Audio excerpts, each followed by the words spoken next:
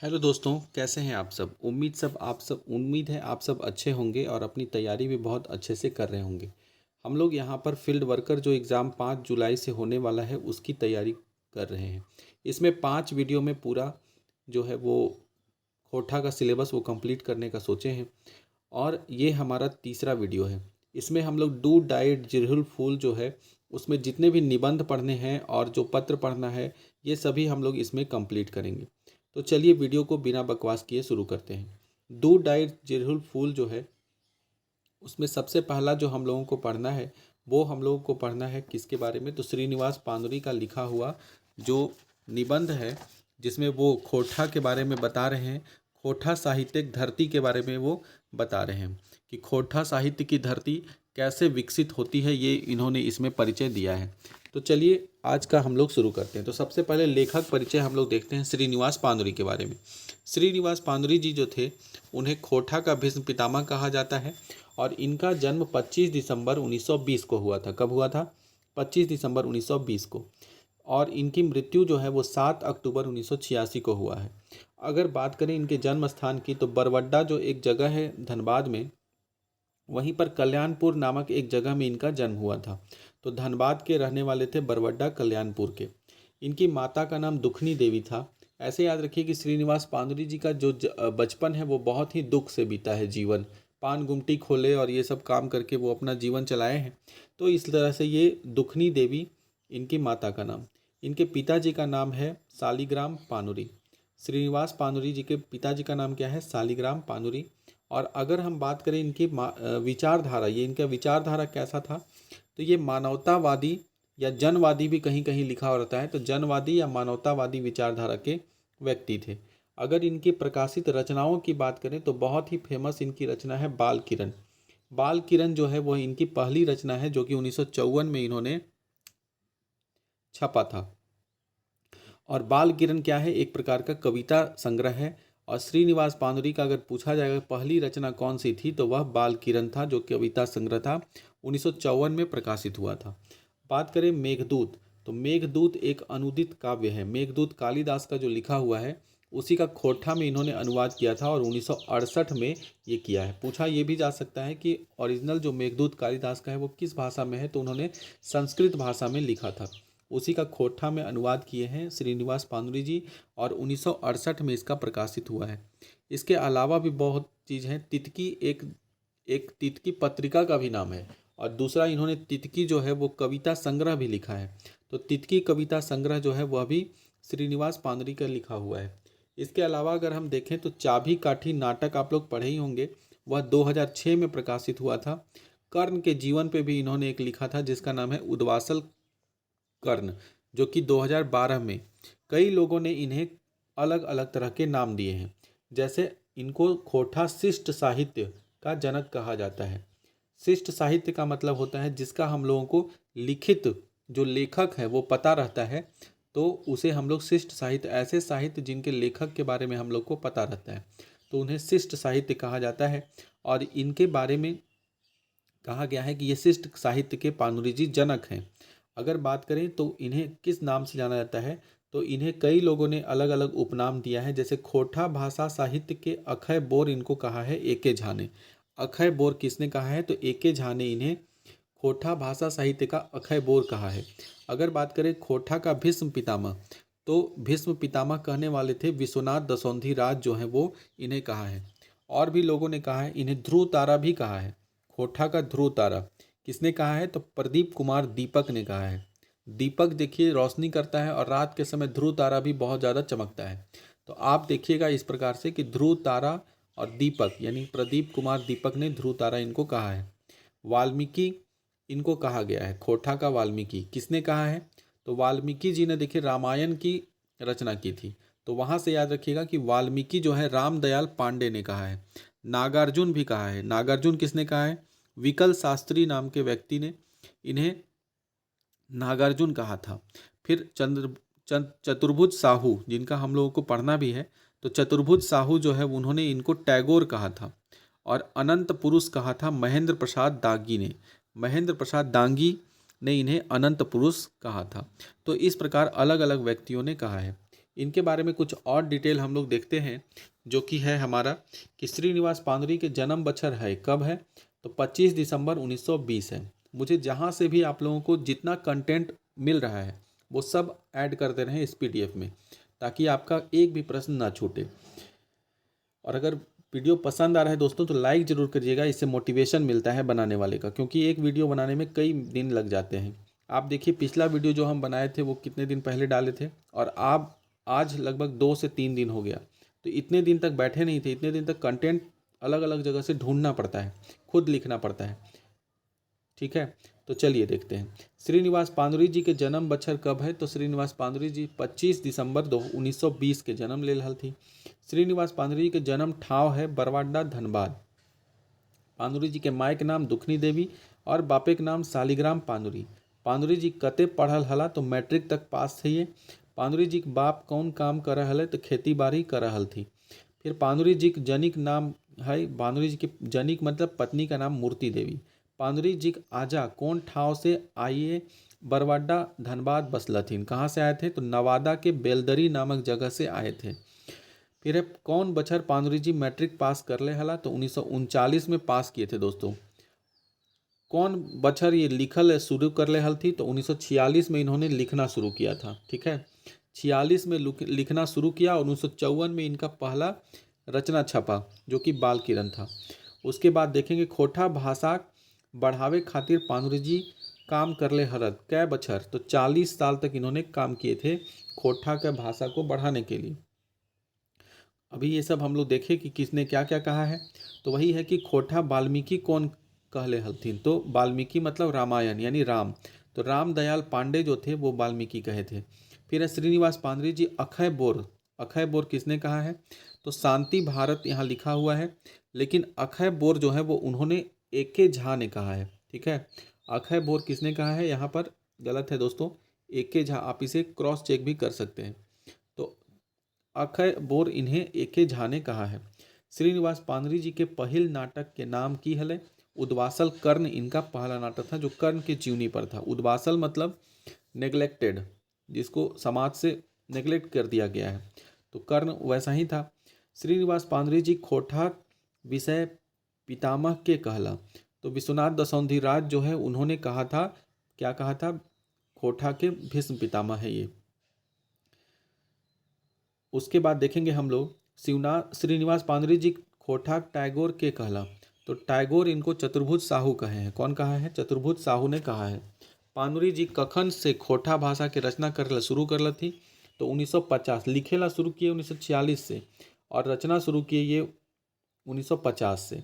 पांदुरी जी जुगे गीता कहले हल, तो पांदुरी जी जुगे गीता किसको कहे थे तो कम्युनिस्ट मैनिफेस्टो को जुगे गीता कहे थे, मतलब गीता कहे हैं इसको कम्युनिस्ट मैनिफेस्टो। आगे देखेंगे श्रीनिवास पांदुरी जी कहाँ कर सलाहकार हलत, तो रांची विश्वविद्यालय के सलाहकार थे ये। कहाँ के सलाहकार थे, रांची विश्वविद्यालय के। कौन किताब के पांदुरी जी अनुवाद कर ले हले, तो मेघदूत और कम्युनिस्ट मैनिफेस्टो का अनुवाद किए थे। मेघदूत संस्कृत भाषा में के लिख ले हत, तो अभी बताया कि कालिदास ने लिखा था। मेघदूत अनुवाद कर ले हत खोटा में के, तो श्रीनिवास पांदुरी जी खोटा में अनुवाद किए हैं मेघदूत का। ठीक है, मेघदूत की रचना कब हुई थी दोस्तों 1968 में। कब हुई थी 1968 में। मेघदूत कैसन रचना लागे, तो मेघदूत काव्य रचना है एक। राम कथामृत और दिव्य ज्योति मुझे तो अद्भुत युग चेतना पांदुरी जी की रचना से हुई। ई के पांदुरी जी के कहले, तो रामदयाल पांडे जो हैं वो कहे हैं कि अद्भुत रचना पांदुरी जी के रचना से हुई, अद्भुत युग चेतना। फिर श्रीनिवास पांदुरी कैसन कवि है, तो छायावादी कवि है। कैसा है ये, छायावादी कवि है। ठीक है, और इसके अलावा और भी आपको देखने को मिलेगा दोस्तों, छायावादी हैं। और फिर यहाँ भी देख सकते हैं आपको कि पांदुरी जी कैसन कवि है, तो जनवादी और मानववादी कवि हैं। पांदुरी जी घर एक नाम की है तो चिनिवास। कब क्या नाम है इनके घर का, चिनिवास।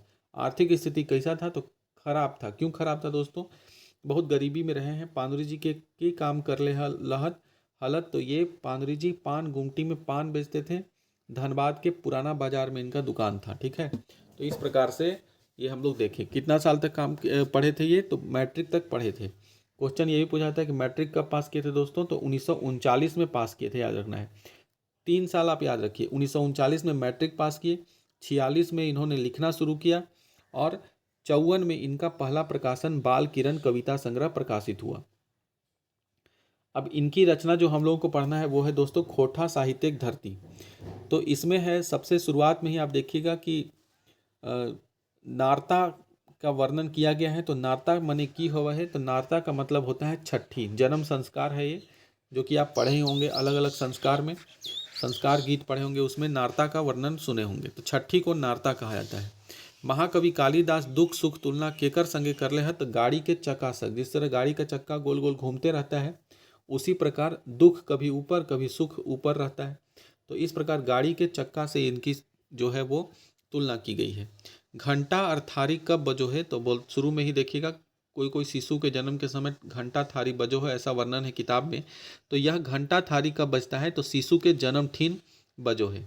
सुख दुख के प्रसाद बूझ के कौन सब सहते रहो है, तो ज्ञानी सब जो होता है सुख दुख को प्रसाद मान करके कि भगवान का प्रसाद है, कभी सुख दे रहे हैं प्रभु, कभी दुख दे रहे हैं, ज्ञानी लोग जो है वो क्या करता है, उसे सहते रहता है। खोटा साहित्यिक धरती में कौन दो गो देश के बात करल गेल है, कौन से 2 गो देश का वर्णन आया है दोस्तों, तो इंडोनेशिया और जाम्बिया देश का वर्णन खोटा साहित्य धरती में आया है। किसका किसका, इंडोनेशिया और जाम्बिया। आगे देखते हैं कि खोटा साहित्यिक धरती कैसन रचना है, तो खोटा साहित्यिक धरती एक प्रकार का भाषा निबंध है। कैसा है, खोटा भाषा के बारे में इसमें वर्णन है और ये निबंध के रूप में इन्होंने लिखा है, तो भाषा निबंध हो गया। खोटा साहित्यिक धरती के रचनाकार के है, तो कौन है ये रचनाकार, तो श्रीनिवास पानुरी जी हैं। और कौन किताबें ओंजराइल है, तो ये है डू डायर जिरहुल फूल। ये मेरा नोट था दोस्तों, इसके अलावा भी और जो कंटेंट मिला वो इसमें ऐड कर दिए हैं, जैसे कि खोटा साहित्यिक धरती पाठ कर लिखवैया है श्रीनिवास पानुरी। खोटा साहित्यिक धरती कौन रकमे पाठ लागे, तो भाषा निबंध देखे। कौन किताबें इंजराइल है, तो यह इंजराइल है डू डायर जिरहुल फूल। नारता शब्द एक माने, देखिए जो हम नोट्स बनाए हैं वही सेम टू सेम यहाँ पर किसी किताब में जो है, किताब का नाम तो नहीं बता सकते हैं, लेकिन किसी किताब में जो है वो लिखा हुआ है। तो यहाँ देखिए गिदरेक छठियारी, ऐसा नहीं कि हम इसमें से देख के उसमें लिखे थे, हम नोट्स पहले ही पढ़ के बना लिए थे, और ये कंटेंट तो हमको अपलोड करने से थोड़ा देर पहले हम देखे कि मेरे मोबाइल में है इसका, तो वहाँ से फिर ऐड किए। तो यहाँ पे ई पाठे कालिदास दुख सुखे तुलना केकर संगे कर ले है, तो गाड़ी चाका संगे। ई पाठे लोकनायक रूपे दर्शन कौन देल हथ, लोकनायक के रूप में जयप्रकाश नारायण का बात कहा गया है। कौन सब ईश्वरे प्रसाद बूझ के, तो ज्ञानी लोग जो हैं वो दुख सुख को ईश्वरे के प्रसाद रूप में मानते हैं।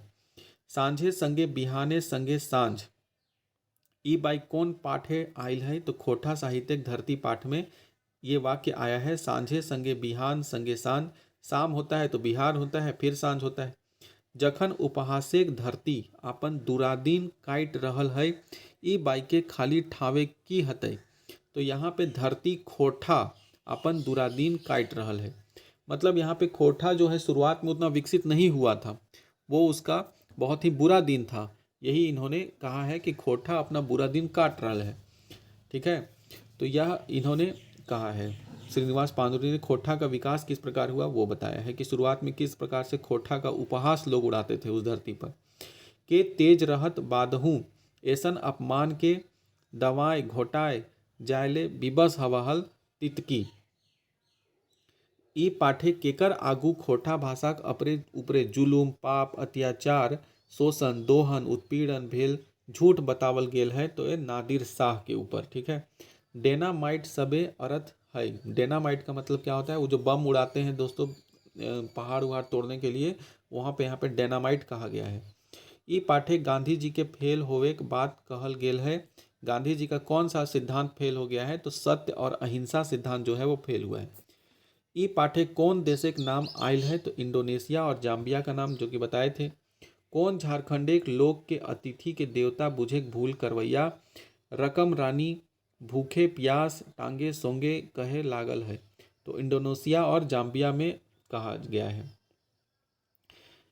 के सत्य शिवम सुंदरम के शरण करते नाय झुकला, तो रविन्द्रनाथ टैगोर जो है वो नहीं झुके। और उसके बाद दिबे और निबे जाबे ना फिरे ए भारतेक महामानवेर सागर तीरे, ई बाइक भारतेक शब्देक बदिल लेखक की बदले चाहे। तो यहाँ भारत को बदल के वो छोटा नागपुर लिखना चाहते हैं। पाठे में के मांगे है मुक्त धरती मुक्त आकाश। खोटा जो है इस पाठ में कहा गया है कि वो मुक्त धरती और मुक्त आकाश मानता है। घंटा बा कखन ले बजबल जाहे, तो ये क्वेश्चन बताए थे। शिशु आवत जकर सोवागत, मतलब शिशु के जन्म के समय। श्रीनिवास पांदरी जी के जन्म 25 दिसंबर 1920 में। श्रीनिवास पांदरी बरवाडा अखय बोर यानी कि बरवाडा कल्याणपुर धनबाद में। माँ पिताजी का नाम शालिग्राम पांदुरी, दुखनी देवी। श्रीनिवास जी के पत्र रचना मातृभाषा और खोटा में है। इनकी रचना के बारे में बता दिए। बाल किरण कविता संग्रह 1954 में। फिर है दिव्य ज्योति, एक कविता संग्रह है दोस्तों। उसके बाद फिर मेघदूत अनुदित काव्य 1968 में। तितकी जो है वो कविता संग्रह। उसके बाद देखेंगे राम कथामृत खांड काव्य, और राम कथामृत पढ़ के ही रामदयाल पांडे बोले कि श्रीनिवास युग के बारे में हमको आज चेतना हुआ है। और फिर चाभी काठी नाटक इनका लिखा हुआ है। उद्वासल कर्ण जो है, चाभी काठी नाटक का प्रकाशन 2006 में और उद्वासल कर्ण की रचना 2012 में। ये श्रीनिवास पांदुरी के मरने के बाद ये सब छपा है। ठीक है, कुछ अप्रकाशित खंड है जो कि उतना इम्पोर्टेंट है नहीं। नेक्स्ट चलते हैं हम लोग दोस्तों, चतुर्भुज साहू का लिखा हुआ हम लोग को पढ़ना है, जो कि है खोटा भाषाक परिचय और ओकर समस्या। तो पहले देख लेते हैं इनके बारे में कि क्या है। चतुर्भुज साहू जो है, जिनका जन्म हुआ है 3 जनवरी 1950 को। कब जन्म हुआ है? तो 3 जनवरी 1950 को जन्म हुआ है। कहाँ जन्म लिए हैं ये? तो संकुल, साकुल है जगह का नाम, साकुल पतरातू रामगढ़ में जन्म लिए हैं। कौन सा? साकुल पतरातू रामगढ़ में इनका जन्म हुआ है। इनको श्रीनिवास पांदुरी सम्मान से भी सम्मानित किया गया है दोस्तों। तो चलिए अब हम लोग आते हैं अपने पाठ की तरफ। रचनाकार जो हैं डॉक्टर चतुर्भुज साहू। रचना के प्रकार देखेंगे तो भाषा निबंध इन्होंने लिखा है। कौन किताबें लेवल गेल है? तो यह भाषा निबंध जो है दू डायर जिरहिल फूल से लिया गया है। और इसमें कहा गया है कि जॉर्ज गियर्सन नाम का एक अंग्रेजी का भाषाविद है, बहुत ज्ञानी है। और इसके अनुसार भारत कई गो भाषाक और बोली है। तो इसके अनुसार देखेंगे तो भारत में कुल 179 भाषा है और 244 बोली है। यह इंपॉर्टेंट है, एग्जाम में पूछा जाएगा।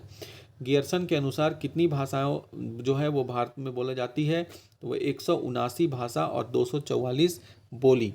भाषा परिवारिक संख्या क्या गो बतावल गेल है? तो इसमें भाषा परिवार की संख्या 6 गो बताया गया है। बिहारे हिंदी के कई गो बोली मुख्य बोली है। बिहार पहले तो, अभी तो झारखंड में जैसे हम लोग आ गए हैं, तो पहले तो बिहार ही था इस समय। तो बिहारे हिंदी जो है उसमें कई गो भाषा? तो 3 गो भाषा बोला गया है। एक है मगही, भोजपुरी और मैथिली। आज मगही भाषा देखिए दोस्तों, इतनी पुरानी भाषा है लेकिन झारखंड के में रहते हुए, लेकिन आज मगही जो है अपने झारखंड में हटा दिया गया है, यानी अपने अस्तित्व को यहाँ तलाश रही है। तो मगही, भोजपुरी और मैथिली 3 गो भाषा जो है वो हिंदी बिहार में मुख्य बोली के रूप में था। सदान और आदिवासी के संपर्क भाषा केकरा मानल गेल है? तो सदानी भाषा जो है, सदान और आदिवासी, सदान का मतलब हो गया गैर आदिवासी, ठीक है। और गैर आदिवासियों और आदिवासियों के बीच की जो संपर्क भाषा है वो कौन सी है? तो वह है सदानी। क्षेत्रीय भाषा के कौन आर्य और अनार्य भाषा के तत्व के मिलल रूप कहले हथिन? तो विजय शंकर उपाध्याय जो है उन्होंने क्षेत्रीय भाषा को आर्य और अनार्य के भाषा तत्व के मिलल रूप कहे हैं। तो किसने कहा है? विजय शंकर उपाध्याय ने। आगे चलते हैं, भोजपुरी शाखा के कहले हलथिन। तो भोजपुरी शाखा खोटा को किसने कहा है? तो यहाँ खोटा को भोजपुरी शाखा कहले हलथिन उदय नारायण तिवारी।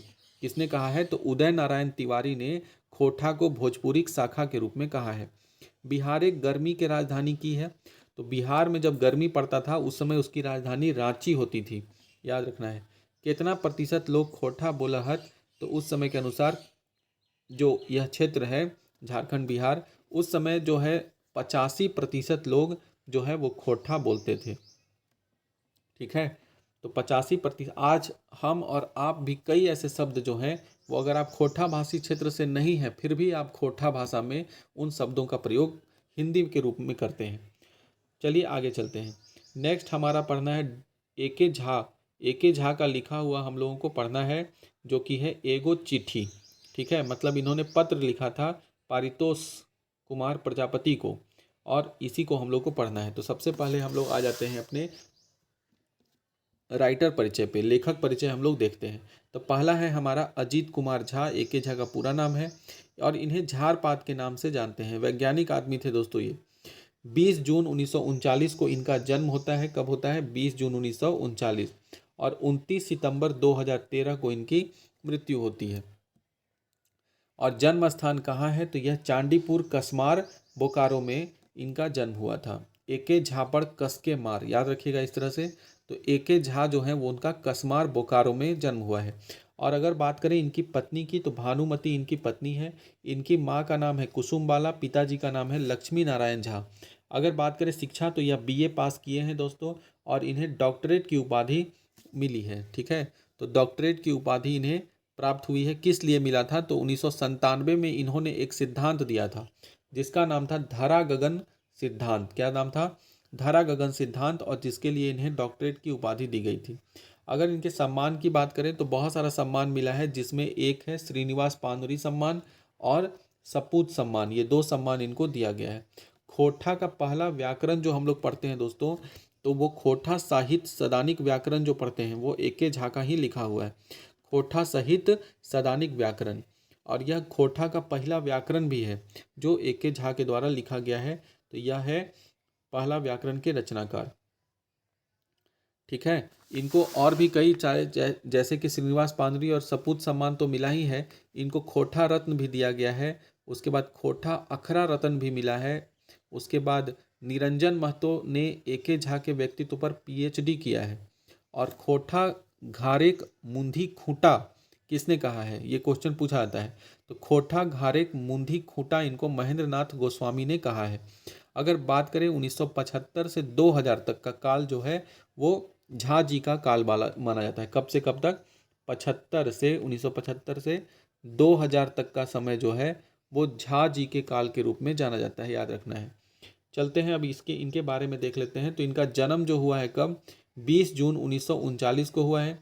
कहाँ पे जन्म ठाव? तो बोलेंगे चांदीपुर बोकारो कसमार। उसके बाद इनके झा का जो उपनाम है वो क्या है? झारपात। अजीत कुमार झा पूरा नाम, कुसुमबाला लक्ष्मीनाथ झा। ठीक है, इनकी माता का नाम है लक्ष्मी नारायण झा। उसके बाद देखेंगे ए.के. झा कैसन और कहाँ रीति नीति के स्वागत करो हत। बेस पुरना नावा देश विदेश चाहे जहाँ के भी नीति हो, हर नीति का इन्होंने और रीति का स्वागत किया है। मौसम वैज्ञानिक के नाम से जानल जाहत ही के, तो मौसम विज्ञानी इनको ए.के. झा को कहते हैं। एक पूछा जाता है कहाँ काम भी किए, अपना पेशा भी पूछ देता है कभी कभी। तो ए.के. झा जो है वो ही एक व्यक्ति, ऐसे बाकी सब बोकारो स्टील प्लांट में आपको देखने को मिलेगा। ए.के. झा जो थे वो पतरातू थर्मल में काम करते थे, स्टोर कीपर का। तो पतरातू थर्मल में ये काम करते थे। आगे बात करेंगे इनके कौन पत्रिका संपादन कर रहे हलथिन। तो तितकी पत्रिका का संपादन इन्होंने 4 साल किया, 5 साल, 83 से 87 तक। कब से कब तक? तो 83 से 87 तक इन्होंने संपादन किया। आगे देखेंगे इनका तो मौसम विद सम्मान कृषि मंत्रालय के द्वारा दिया गया था। मौसम विज्ञान विद्वाला सम्मान भी दिया गया था। शताब्दी रत्न सम्मान मिला है। राष्ट्रभाषा रत्न सम्मान मिला है। USA man of the year 1999 में मिला है। नौरंग सम्मान 89 में। मैथिली शरण गुप्त राष्ट्रीय सम्मान, महादेशोत्तम सम्मान, श्रीनिवास पानुरी स्मृति साहित्य सम्मान 2011 में। और कवि व्यथित सम्मान झारखंड राष्ट्रभाषा परिषद भुरकुंडा के द्वारा इनको दिया गया है। ए.के. झा की काम करो हत। तो ए.के. झा कौन सा काम करते थे? तो ये बताए PTPS Patratu thermal power station जो है उसको PTPS नाम है शॉर्टकट में, वहाँ पे 75 से 99 तक स्टोर कीपर का ये काम किए थे। धरा गगन सिद्धांत के प्रतिपादक कौन है? तो ए.के. झा जो है धरा गगन सिद्धांत दिए। और खोटा ढाकी क्षेत्र कमेटी का स्थापना कौन बछर और कौन ठीन? तो इन्होंने खोटा ढाकी क्षेत्र कमेटी की स्थापना रामगढ़ में 13 अप्रैल को किए थे। कब किए थे?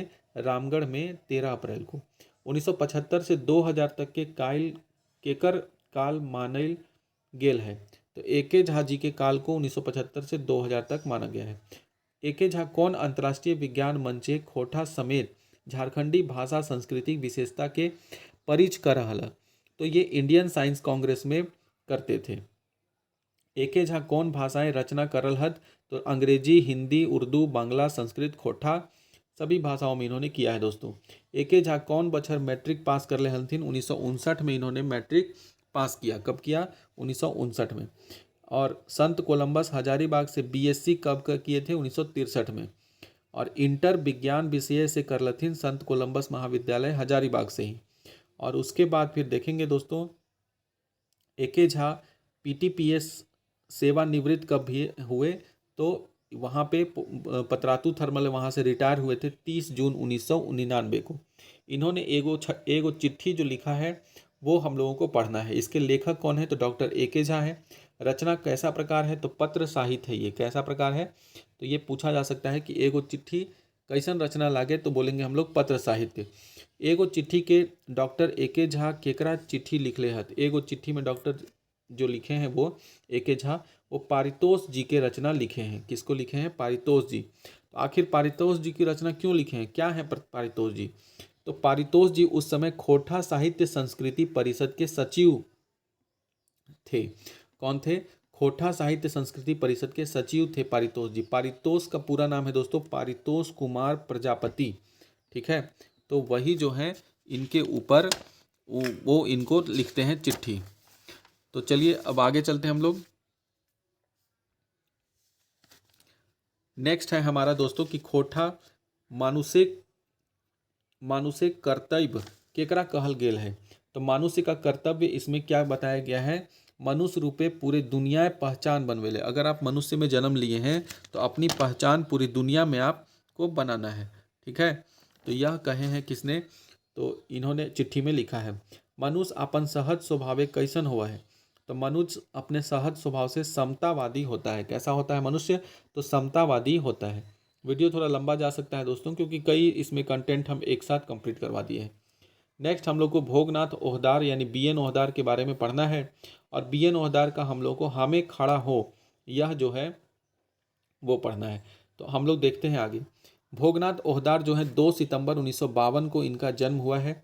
कहाँ हुआ है? तो चेटर गांव गोला रामगढ़ में हुआ है। रामगढ़ में गोला जो जगह है दोस्तों वहाँ पर एक गांव है चेटर, वहीं पर बीएन ओहदार का जन्म हुआ है। इनकी पिताजी का नाम था माधो ओहदार। क्या नाम था? माधो ओहदार। माँ का नाम रूपा देवी था। इन्होंने 1985 में मैट्रिक पास किए हैं और स्नातक 1992 में किए हैं। ठीक है, आगे चलते हैं हम दोस्तों। इनका लिखा हुआ हम लोगों को पढ़ना है हमें खड़ा हो। हमें खड़ा हो एक क्या है? फिंगाठी है। फिंगाठी का मतलब होता है दोस्तों जब हम लोग किसी चीज़ के ऊपर क्रिटिसाइज करते हैं और उपहास उड़ाते हैं, मतलब किसी चीज़ को व्यंग्यात्मक जिसको कहते हैं, तो व्यंग्यात्मक रचना है। यह व्यंग किए हैं। किसमें व्यंग किए हैं वो भी हम लोग देखेंगे। तो कैसन रचना है? तो फिंगाठी है ये। हमें खड़ा हो में कौन कौन के नाम आयल है जे जेल में चक्की पीसो हत? मतलब जेल में जो गए थे स्वतंत्रता आंदोलन के दौरान वो किनका किसका इसमें नाम आया है? तो बोलेंगे गांधी जी का नाम है, सुभाष का नाम है, जवाहर और भगत सिंह जो कि जेल गए थे। नेक्स्ट हम लोग देखेंगे कौन विषय पर लिखल हत गेल है? तो यह जो लिखा गया है वह लोकतंत्र पर फिंगाठी है। मतलब लोकतंत्र यानी चुनाव प्रक्रिया जो है उस पर इन्होंने इसमें कमेंट किया है, व्यंग किया है। तो लोकतंत्र पर यह फिंगाठी है। गैर मंजरुआ जमीन के हड़पनिहार। गैर मंजरुआ जमीन के हड़पनिहार कौन किसको कहा गया है? तो बजरंग बली को कहा गया है। किसको? तो बजरंग बली को गैर मंजरुआ जमीन के हड़पनिहार कहा गया है। रुपया पैसा के कहल गेल है यहाँ पे? तो इसमें रुपया पैसा को मनी टॉकिन कहा गया है। क्या किया गया है? Money token. लंगोटा बाबा इस पाठ में किसको कहा गया है? तो लंगोटा बाबा जो है वो बजरंग बली के कहल गेल है। केकरा कहल गेल है? बजरंग बली के। तो ये कुछ महत्वपूर्ण सवाल थे जो इसमें हम लोग देखें। अगला हम लोगों को पढ़ना है करम परब के बारे में। और करम परब के जो लेखक हैं वो है गीता रानी। कौन है? गीता रानी। गीता देखिए दोस्तों इसमें 5 ही सवाल है। तो इस पूरा निबंध को जब पढ़िएगा तो आपको कुछ ऐसे ही सवाल सिर्फ उसमें बन सकते हैं जो कि एग्जाम में पूछे जा सकते हैं। ठीक है, तो वही सिर्फ इम्पोर्टेंट प्रश्न जो लिए हैं। अब ज़बरदस्ती का क्वेश्चन बनाना ढूंढ करके वैसा प्रश्न तो है नहीं। आप एक बार पूरा पढ़ जाइएगा और फिर आप देखिएगा कि उसमें कितने प्रश्न बन सकते हैं। अगर आपसे भी 5, 6, 7 से ज़्यादा क्वेश्चन बन गया उसमें तो आप जो बोलिए। गीता रानी जो है वो क्या है? आप किसी को भी टीचर जो है फेमस जो पढ़ा रहे हैं यूट्यूब पर या जो भी, उसमें अगर देखिएगा तो इसमें जो है ये 5 ही सवाल होंगे, 6 सवाल। और साथ में वो BN ओहदर का पूरा जीवनी जो है वो दिया हुआ होगा, ठीक है। और उसे मिला करके वो 20-25 क्वेश्चन बनाते हैं और उसको बताने के लिए वो 1.5 घंटा समय ले लेते हैं, और जबकि हम यहाँ 30 मिनट में ही आपको इतने सारे टॉपिक करवा दे रहे हैं। गीता रानी की अगर हम बात करें तो इनका जन्म 18 जून 1959 को हुआ था। कब हुआ था? 18 जून 1969। तो 18 जून 1969 69 में इनका जन्म हुआ है। इनका जन्म कहाँ हुआ है? तो बोकारो जिला जगासुर गांव में हुआ है। कहाँ हुआ है? तो जगासुर गांव बोकारो जिला में पड़ता है, वहीं इनका जन्म हुआ है। अगर इनकी माँ का नाम देखें तो सुधा देवी इनकी माँ का नाम था। अब भवानी प्रसाद महतो जो है इनके पिताजी का नाम था गीता रानी का। गीता रानी का लिखित हम लोगों को करम परब पढ़ना है, जो कि एक लेख है। तो कैसन लेख लागे? तो यह एक लेख है, करम परब। अगर बात करें इसमें क्या क्या है तो देखते हैं। झारखंड केवल करम त्यौहार, जो कर्मा त्यौहार किया जाता है, उसी का इन्होंने वर्णन इस हमने किया है। तो यहाँ हम लोग देखेंगे कि झारखंडे लोकेक केकर से करम परोप करहत। तो झारखंडे लोकेक मतलब लोग जो है, झारखंड के लोग, वो केकर से प्रेम करोहत। तो किससे प्रेम करते हैं? तो प्रकृति से प्रेम करते हैं। झारखंड जानते ही आप लोग, प्रकृति का देश है, राज्य है ये। तो झारखंड के जो लोग हैं वो प्रकृति से प्रेम करते हैं। और यहाँ पे करम परब के मनमोहत तो आदिवासी और सदान दोनों लोग मिलते हैं। आप लोग देखिएगा कि करम त्यौहार जो है वो आदिवासियों का भी त्यौहार है और सदानों का भी त्यौहार है। अगर हम लोग, सदान का मतलब हो गया गैर आदिवासी, तो जो जनरल लोग भी हैं वो लोग भी अपने भाई के लिए त्यौहार करते हैं। खोठा करम गीतों केकर प्यार दिखो हत। खोठा में जब करम गीत गाया जाता है तो किसका प्यार दिखता है उसमें गीतों में? तो भाई बहिने का प्यार जो है वो दिखता है। ऐसे करम त्यौहार जो है वो बहुत लोग करते हैं, ठीक है। तो ये जो है भाई बहन का त्यौहार भी माना जाता है। इसके अलावा अगर देखेंगे तो जो शादी के बाद नवयुवतियाँ होती हैं उनका त्यौहार भी माना जाता है। वो लोग अपने ससुराल नहीं जा पाती हैं, ऐसा करके कुछ भी है इसमें, ठीक है। तो बहिन केकर खुशी खातिर करम परब करोहत। तो भाई के खुशी खातिर। उसके बाद नदी नाला भरल रहे और काशी फूल फूल रहे, कौन मौसम में रहे? तो जब यह नदी नाला सब भर जाता है और काशी फूल खिल जाता है तालाब के किनारे। याद रखिएगा कौन से फूल का बात हुआ है यहाँ वर्णन? तो काशी फूल का। तो काशी फूल जब खिल जाता है तो उस समय कौन सा त्यौहार मौसम चलता है? तो वह भादर मौसम, यानी भादर मौसम यानी कि भादो होता है। हम लोग जानते हैं कि भादो एकादशी के समय करम त्यौहार किया जाता है। आगे देखेंगे इसमें कि करम कौन दिन मनवल जाहे, कौन किस तिथि को मनता है? तो भादो एकादशी में करम त्यौहार जो है वो मनाया जाता है। जावा में का भरल जाहे। जानते हैं दोस्तों कि एक टोकरी में बालू के अंदर बहुत सारी चीज़ें, 4-5 चीज़ें मिलाई जाती है उसमें, जिसको हम लोग जावा कहते हैं। तो क्या क्या चीज़ उसमें गाड़ल जाता है, बोआ जाता है? तो धान रहता है, बूट रहता है, कुर्थी, जौ और मूंग। ये 5 चीज़ें डाल करके और जावा जो है वो बुआ जाता है। कई दिन तक जावा डाली के जगवल जाए। यहाँ जगवल जाने का मतलब होता है, जावा डाली जब रहता है तो उसको जब गीत उत गाया जाता है सुबह शाम, उसको जगवल कहता है। तो कई दिन तक होता है ऐसा? 7 दिनों तक जावा डाली को जगवल जाता है। मतलब सुबह शाम जो है युवतियाँ उसके पास जा करके और गाना गाती हैं, ठीक है। नृत्य होता है, झूमर खेलती है, ये सब चीज़ चलता है। कितने दिन तक? तो 7 दिन तक जावा डाली के जगवल जाए। अगला है कि करम की कथा में 2 गो भाई के नाम है। अगर इस कथा की बात करें, करम के समय जो कथा पूजा में सुनाया जाता है, तो यह करम त्यौहार जो है, करम और धर्म नाम के 2 भाइयों का त्यौहार है। करम को अपने कर्म के ऊपर विश्वास था, इसलिए वो बहुत ही कर्म करता था, मेहनत करता था, और उसका परिवार भी बहुत सुखी से रहता था, धन दौलत का कोई कमी नहीं था।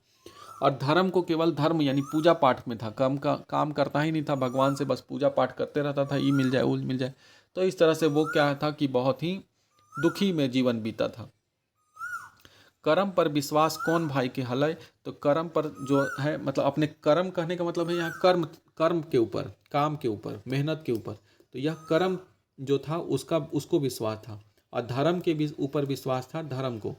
गीत से शुरू होवे गीते सिराय वाला त्यौहार या पर्व कौन है? तो गीत से जो शुरू होता है और गीत से खत्म हो जाता है वह त्यौहार है करम त्यौहार, ठीक है, करम पर्व। कर्मा कैसन पर्व है? तो कर्मा जो है वह सामूहिकता, भाईचारा, परमेक और खुशी, ये इसका त्यौहार है।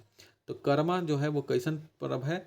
तो सामूहिकता, भाईचारा का त्यौहार है। तो दोस्तों ये निबंध जो है हम लोग कुछ किए हैं यहाँ पर और कुछ अभी निबंध आपका बचा हुआ है, तो वो अगले वीडियो में भी निबंध कंप्लीट हो जाएगा। उसके बाद हमारा सिर्फ बच जाएगा ग्रामर सेक्शन, तो ग्रामर जो है वो हम लोग फिर करेंगे और बहुत ही जल्दी कंप्लीट हो जाएगा। तो इस तरह से हम लोग देखें दोस्तों कि हमारा इतना कंप्लीट हो गया। 35 मिनट का भले ही यह वीडियो 35-36 मिनट का बन गया है, लेकिन आपका इतना सारा टॉपिक 5 टॉपिक हम कंप्लीट करवा दिए हैं। अगले और 5-6 टॉपिक बचा हुआ है निबंध को लेकर के, तो उसको भी कंप्लीट अगले वीडियो में कर देंगे। अगर वीडियो पसंद आए तो वीडियो को लाइक कीजिएगा, सब्सक्राइब कीजिएगा। धन्यवाद।